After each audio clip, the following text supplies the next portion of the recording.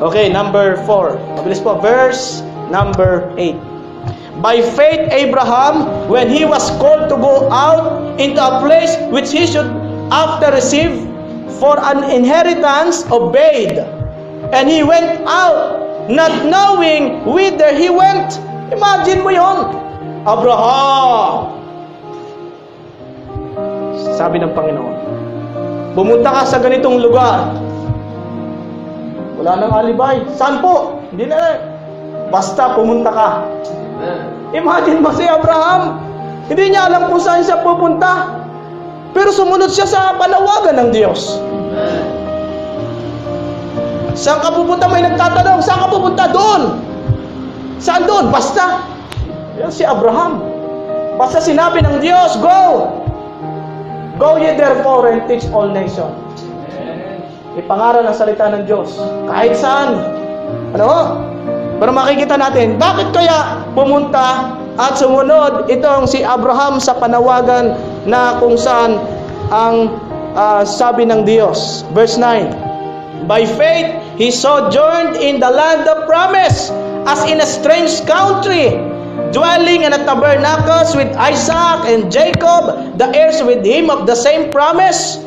Verse 10. Dito kukunin natin yung point, For he looked for a city which had foundations, whose builder and maker is God.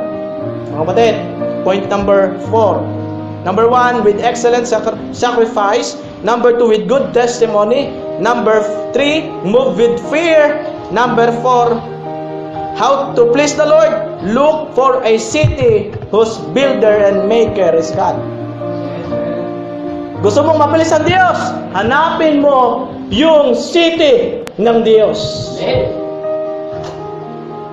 Kaya sabi ni Apostle Paul sa Colossians chapter 3, set your affection on things above, not on things on the earth. Yun yung hinahanap ni Paul. Yun yung hinahanap ni Pedro, the other apostles. In particular, mga kapatid, by faith Abraham, he looked for a city which had foundations, whose builder and maker is God. Mga kapatid, we invest our talent for that city. We invest our strength for that city. Heavenly city. John chapter 14 verse 1 to 3. Ano sabi doon? Pastilan nga po natin, mga kapatid. John chapter 14 verse 1 to 3. Let not your heart be troubled. Ye believe in God, believe also in me.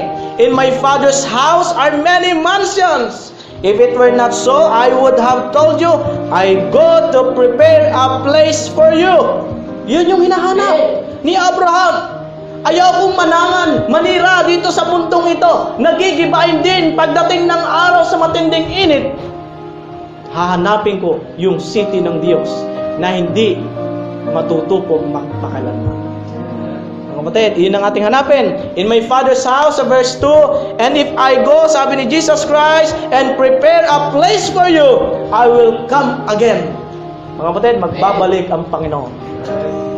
Isasama tayo ng Panginoon kung saan siya dumuon.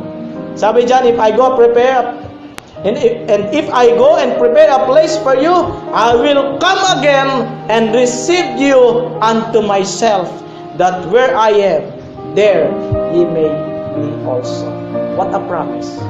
Mga kapatid, yun ang ating hanapin. Katulad ni Abraham, Abraham is a father of our faith. We are justified by faith like Abraham. Hanapin natin yung syudad na kung saan ang Panginoon ang gumawa. Kahit anumang ganda dito sa mundo ng syudad, anuman mansyon meron ka, ang pinaka the best ay yung mansyon na inihanda ng Diyos para sa iyo. For you look for a city with some foundations, whose builder and maker is God. May tanong ko dito, where do you spend your time, your talent, your strength?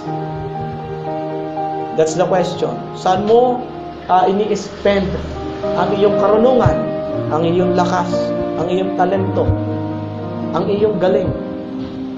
I-invest natin sa Panginoon. Okay ho?